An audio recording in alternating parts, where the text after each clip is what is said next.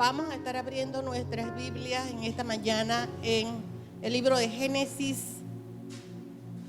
6, versículo 5. Y dice así la bendita palabra, aleluya, honrando al Padre, al Hijo y al Espíritu Santo. Y vio Jehová que la maldad de los hombres era mucha en la tierra, y que todo designio de los pensamientos del corazón de ellos era solamente de continuo el mal. Amén. Aleluya. Y vio el Señor que el pensamiento del hombre, el pensamiento del corazón de los hombres era de continuo solamente el mal. Amén. Aleluya. Y fue en los tiempos de Noé cuando el Señor decidió traer el diluvio, porque había demasiada maldad en la tierra. En los tiempos de Sodoma, dice también la palabra en Génesis 13:13, mas los hombres de Sodoma eran pecadores y malos contra Jehová. Amén, en gran manera. Y fue destruida Sodoma también. Estamos nosotros, hermanos, viviendo tiempos terriblemente difíciles. Nos ha tocado a nuestros hijos y a nuestros nietos vivir tiempos grandemente difíciles. Amén. Donde hay una gran maldad. Ha aumentado la maldad y todo esto es bíblico, porque también la palabra nos enseña que por el aumento de la maldad, el amor de muchos se enfriará. Y realmente eso es lo que estamos viendo. Hay un enfriamiento patético dentro de la casa del Señor. Y lo decimos con dolor en nuestros corazones. Amén. Y esta palabra de esta mañana, hermanos, no es para regañar ni para hacer sentir a nadie mal. Esta palabra, mis amados hermanos, es para que recapacitemos sobre nuestros caminos. Es, hermanos, para que hagamos un autoanálisis de nuestra vida y de nuestra situación. Amén, porque cada día es más visible que la venida del Señor es inminente. Amén. Y para aquellos, hermanos, porque créame que hay muchos hermanos que aún estando sentados en las iglesias, no solamente aquí, sino en el mundo entero, aún dudan del rapto de la iglesia. Aún en los tiempos de Ezequiel, los hombres decían que esa profecía no es para estos tiempos. Y muchas personas piensan que esa palabra no es para estos tiempos, a pesar de todas las señales que estamos viendo. ¿Por qué? Porque el pueblo del Señor tiene un espíritu de estupor, hermanos. Hay un espíritu que el demonio le ha mandado al pueblo, que es un espíritu de estupor. Tienen ojos y no ven, tienen oídos y no oyen. Eso lo dijo el Señor. Amén. Y tenemos que procurar, hermanos, a que haya un despertar del pueblo. Amén. Que haya un avivamiento real, no fingido. Amén. ¿Por qué? Porque hay demasiado pecado oculto dentro de la casa del Señor. ¿Qué trae el pecado como consecuencia, hermanos? El pecado trae tristeza, trae falta de gozo. A mí me llama poderosamente la atención cómo hay personas, hay pastores que se han dedicado a ser motivadores. Y yo entiendo por qué están siendo motivadores. Porque eso es lo que el pueblo necesita. El pueblo está triste, el pueblo está abrumado, el pueblo está desesperado, es la palabra. ¿Sabes por qué? Porque no buscamos la solución donde está, que es en la lectura de la palabra, en las promesas que el Señor nos ha dado, hermanos. Amén. Yo puedo entender que los incrédulos y los impíos necesiten palabras motivadoras, porque ellos no tienen a Cristo. Pero nosotros, la casa del Señor, no debe tener necesidad de palabras motivadoras, porque de que venga de hombre, porque la única palabra motivadora es esta que está aquí, hermanos. Esta, la lectura de la palabra del Señor, de las promesas que Él dejó para cada uno de nosotros. Y aquí lo dice en el libro de Hechos, que el Señor levantó a su Hijo para que nos bendijera. Amén. Para que cada uno de nosotros se aparte de nuestra maldad. Amén. ¿Qué quiere eso decir? Que cuando usted le dice a un hermano, Dios te bendiga, usted le está diciendo que el Señor aparte de ti tu maldad. Y eso es una bendición, porque para eso vino el Señor. El Señor vino a hacernos salvos. El Señor vino a darnos a nosotros esperanza, a darnos fe, a darnos alegría, a darnos gozo de la salvación, hermanos. Amén. Y cada uno de nosotros somos el objeto de su crucifixión, el objeto de su dolor. Para eso el Señor vino y se permitió que lo crucificaran, para que cada uno de nosotros gocemos de la bendita esperanza que es estar algún día en su presencia, alabando y glorificando su santo nombre. Aleluya. Pero el enemigo se ha esforzado en apartar al hombre, al pueblo de Dios, de la presencia del Señor. No hay presencia del Señor en las iglesias. No hay presencia del Señor en sus vidas, en la vida de muchas personas que son llamadas evangélicas. Amén. Porque piensan, hermanos, que el Señor duerme. La palabra dice claramente: los ojos de Jehová contemplan la tierra de día y de noche. Amén. No erréis. Dios no puede ser burlado. Lo que el hombre siembra, eso cosechará. Hermanos, arreglemos nuestras vidas. Arreglemos nuestra situación. Busquemos una salida para obedecer a Dios. Porque entendemos que hay circunstancias, que hay dificultades que el enemigo pone para que usted no pueda obedecer los mandamientos del Señor. Jehová lo reprenda en el nombre de Cristo Jesús. Y en esta mañana oraremos para que todo obstáculo que tengan nuestros hermanos que quieran tener una vida conforme a lo que el Señor ha establecido, a estos obstáculos desaparezcan. Esos obstáculos sean anulados por el poder de nuestro Señor Jesucristo, que quiere que cada uno de nosotros nos arrepintamos, hermanos, seamos convertidos para que cada uno de nosotros pueda gozar de la gloria de su presencia, hermanos.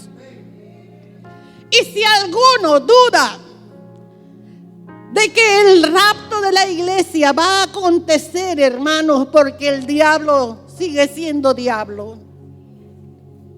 Y vienen sus dardos a nuestra mente, ¿no ves? Como decían en el libro de Ezequiel, esas profecías no son para estos tiempos. Esas profecías son para dentro de mucho tiempo. Y muchas personas están pensando de esa manera. Y el enemigo los hace pensar de esa manera. Todavía tengo tiempo, todavía tengo oportunidad. Vamos a pensar, hermanos, que el rapto no va a ser pronto.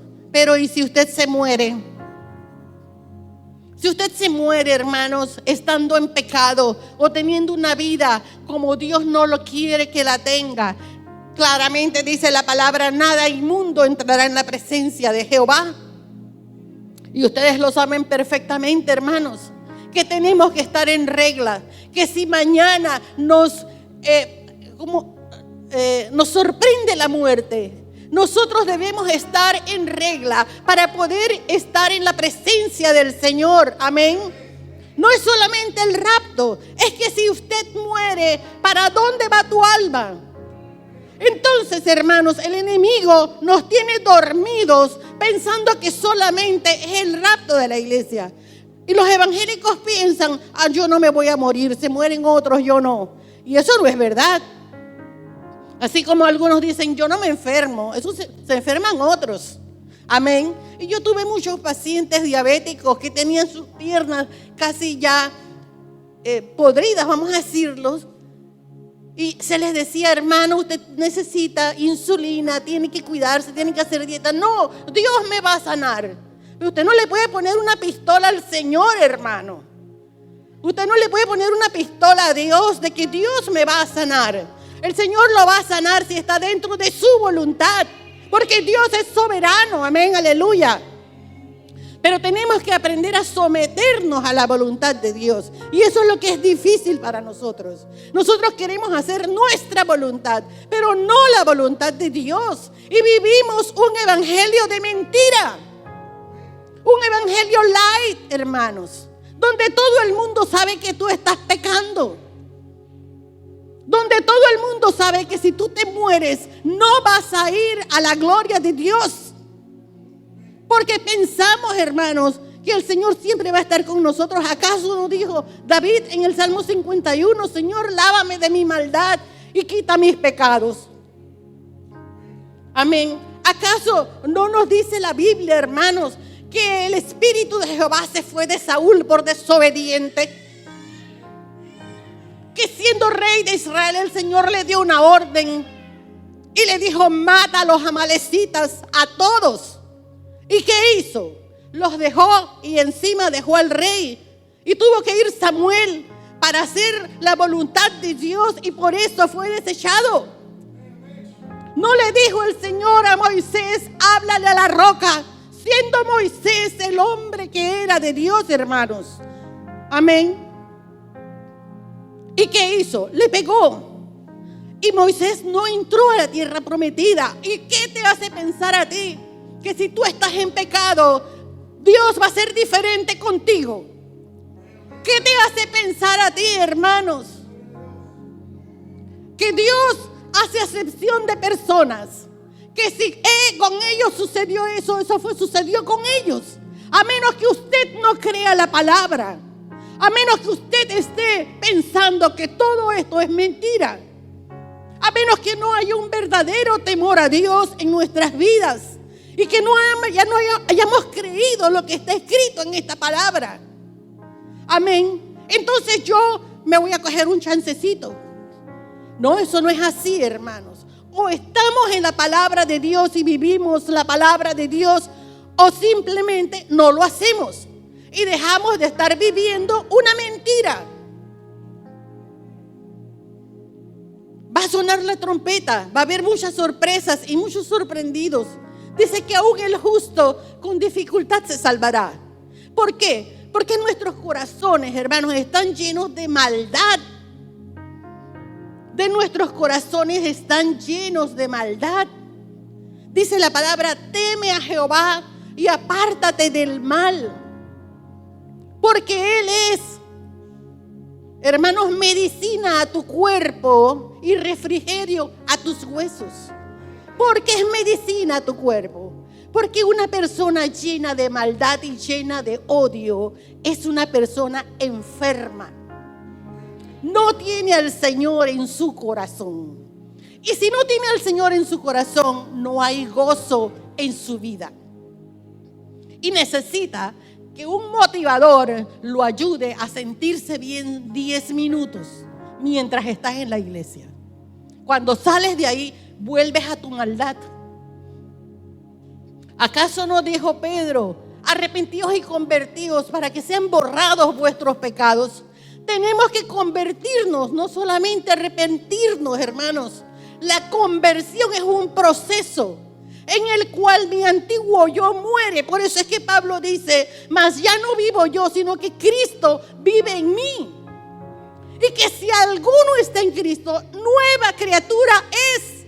Las cosas viejas pasaron, hermanos. He aquí que todas son hechas nuevas. Eso lo dice claramente la palabra. Y lo sabemos hasta de memoria. Hasta los niños de 5 años de la escuela dominical saben esa palabra. Pero nosotros la vivimos. La hemos asimilado. Esa es la pregunta. Eso no es así, hermanos. Tenemos que alejarnos de la maldad. Estamos viviendo tiempos muy peligrosos donde se ha perdido el verdadero temor a Dios. Aún nosotros mismos, los evangélicos, no le tenemos temor a Dios. Y Dios lo dice claramente en su palabra, hermanos. Vivimos viendo a ver cómo nos vengamos de aquel que nos hizo daño o de aquella que nos hizo daño.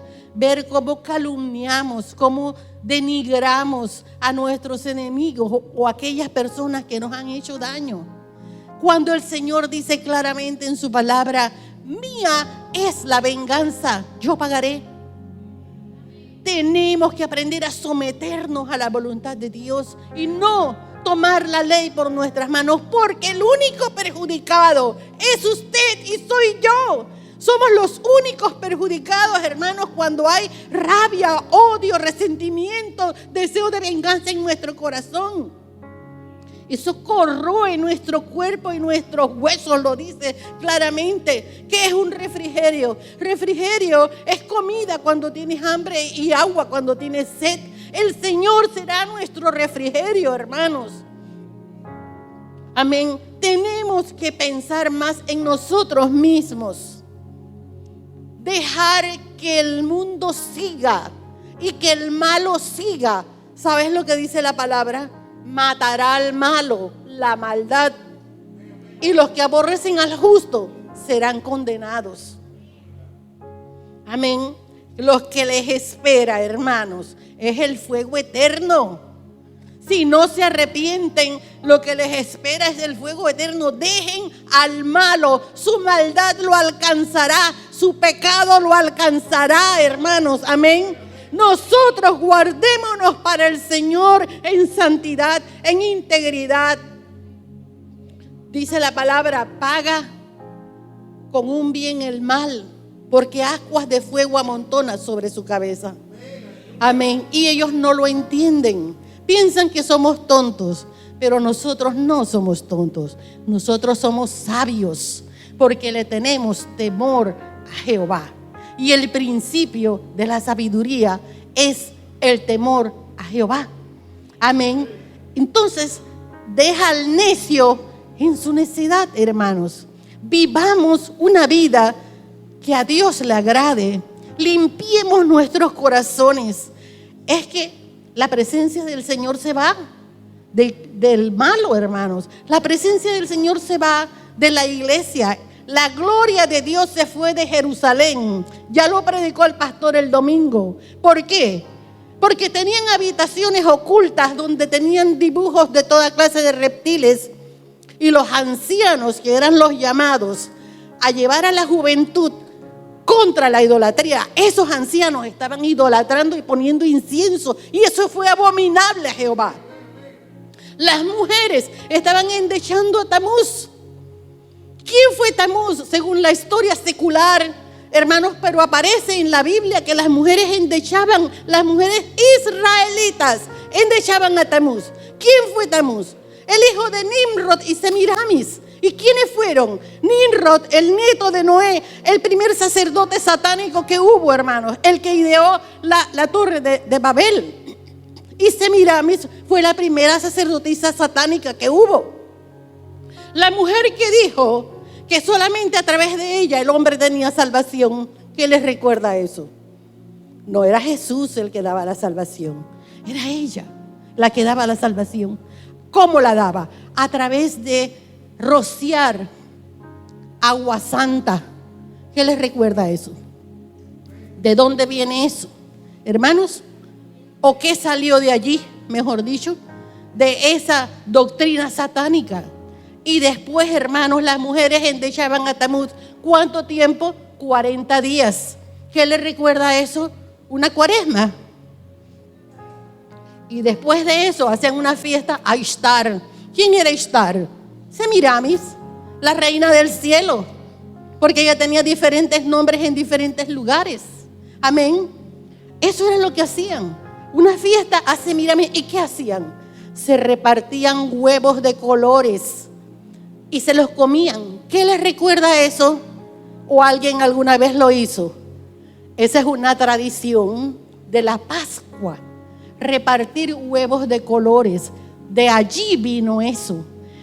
De esa tradición satánica, hermanos. Y cuando fue destruida la Torre de Babel, hermanos, toda esa religión se dispersó por el mundo.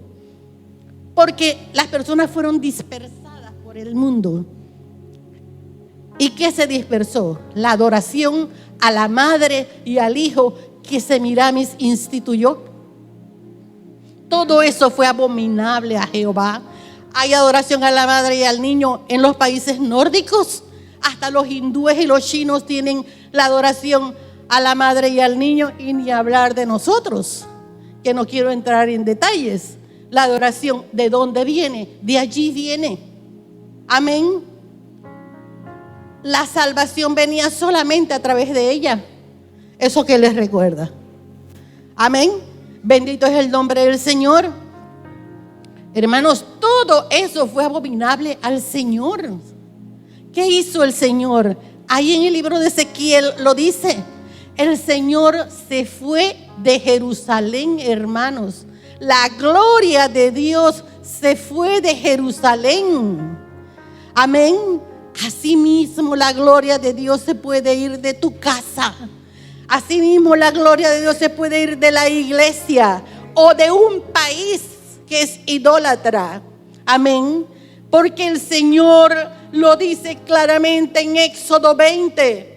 No te harás imagen de lo que está en el cielo, en la tierra, ni debajo de la tierra, y no te inclinarás a ellas. Porque yo soy Jehová tu Dios, fuerte y celoso, que castigo la maldad de los padres sobre los hijos, hasta la tercera y cuarta generación de aquellos que me aborrecen. El Señor lo dijo, salió de la boca del Señor Jesús. En Éxodo 20 está escrito, hermanos. Amén. Dios abomina la idolatría. El Señor no está donde está la idolatría. Y la idolatría es maldad. El hombre busca adorar toda la vida. Adoraban al sol. Habían 25 sacerdotes de espalda al altar de Jehová adorando al sol. Hombres de Dios, sacerdotes, hermanos, no era cualquier persona. ¿Cómo el Señor iba a tolerar semejante irrespeto, semejante menosprecio? Y hoy nosotros menospreciamos a nuestro Dios, porque cualquier cosa es más importante que venir a la casa del Señor a adorarlo. Los sábados en el ayuno hay las mismas personas. En el culto de los miércoles las mismas personas. El viernes las mismas personas. Porque hay demasiadas cosas importantes que hacer, que alabar a Dios y glorificar su nombre en un culto de oración, en un ayuno. Eso es demasiado, yo no puedo hacerlo, tengo muchas cosas que hacer.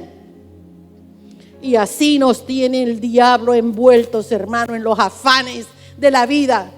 Y no podemos darle el puesto que Dios se merece, el puesto que es de Él. El primero en nuestras vidas. Amén. Esta mañana, hermanos, este culto, esta enseñanza es con la única intención de que nosotros abramos nuestros ojos y nuestros oídos, hermanos. Amén. La juventud, lean la historia de Sansón. Un hombre que nació siendo elegido por Dios para ser nazareo, para ser apartado del mundo para Cristo. Un hombre que debió haber, y definitivamente lo hizo, pero ya en sus últimas, liberado al pueblo judío de la opresión filistea. Pero él obedeció a Dios hasta su pubertad, hasta su adolescencia. Posteriormente, hermanos, comenzó la desobediencia. No tomes licor, no te acerques a ningún cadáver. Mató un león y al poco tiempo fue a verlo. Encima había un panal de miel, él lo agarró del esqueleto del león y comenzó a comerlo, y encima le dio a sus padres. Amén. no debía permitir que le cortaran su cabello, porque eso era lo que lo distinguía a él. Esa era parte de su sacerdocio de nazareo. Y poco a poco fue desobedeciendo a Dios, hermanos. Pero la paga del pecado es muerte. Y por eso murió como murió, avergonzado, sin ojos. Amén, destruido. Logró, porque la misericordia de Dios es grande y Él ama a su pueblo y Él tenía una tarea y Dios decidió que la iba a cumplir de todas maneras, porque nuestro Dios es así. Lo que Él decide, eso se hace. Amén, en el nombre de Cristo Jesús. Por eso, hermanos, tenemos que tener claro que muchas veces cuando estamos en desobediencia a Dios, estamos padeciendo. ¿Por qué? Porque Dios te llamó a hacer algo y usted en su desobediencia, en su maldad, no lo hace. Amén. Entonces culpamos al Señor. Entonces nos disgustamos con el Señor. Amén. Y creemos que Dios es injusto. Dios no es injusto. El desobediente es usted. Autoexamínese, hermanos. Sea objetivo. Porque siempre nos encanta culpar a otros de nuestros errores, cuando los verdaderos culpables somos nosotros mismos. Amén. Busquemos el rostro de Dios, busquemos la presencia del Señor.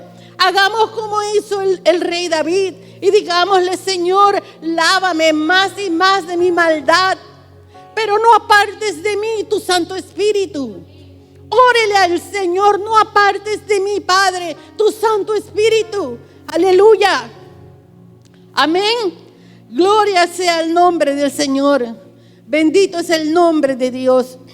Y una de las pruebas de que Dios, cuando determina que usted haga algo, se tiene que hacer, aunque te trague un pez grande. Que fue lo que le pasó a Jonás.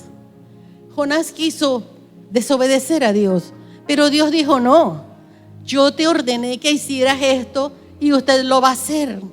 Amén. Así mismo nos dice el Señor: Dios te llamó con un propósito. Si no vas a salvar almas, si no sientes en tu corazón evangelizar, por lo menos salva tu alma. Amén. Dios les bendiga, hermanos. Aleluya.